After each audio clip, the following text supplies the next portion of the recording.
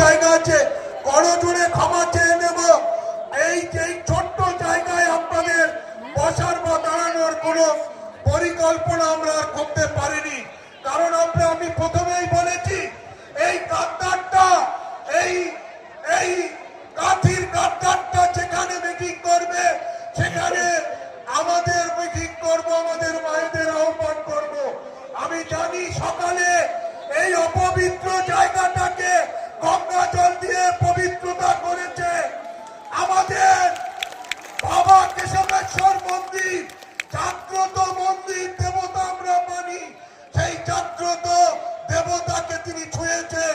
আমি মনে করি কুলসিত হয়েছে আমাদের যুবক ছেলেরা, আমাদের বাবাকে সাতগড়া যমুনার জল এনে পবিত্রতা করেছে।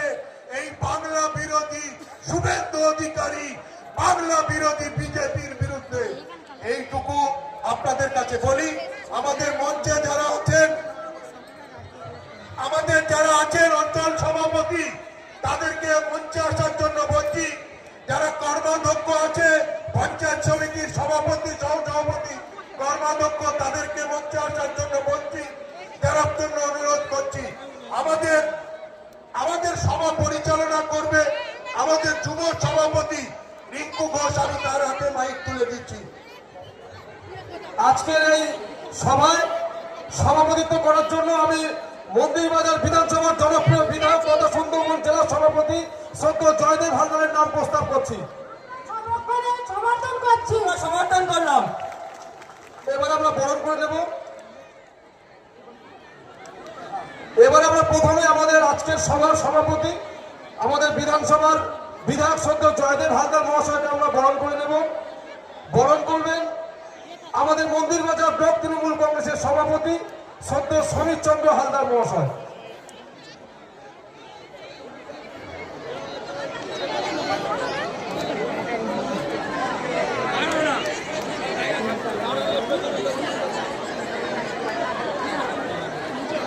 প্রত্যেকে করতালি দিয়ে একটু অভিনন্দন জানাবেন আজকের সভার সভাপতি তথা মন্দিরবাজার বিধানসভার জনপ্রিয় বিধায়ক এবং সুন্দরবন জেলা তৃণমূল কংগ্রেসের সভাপতি সদ্য জয়দেব হালদার মহাশয়কে।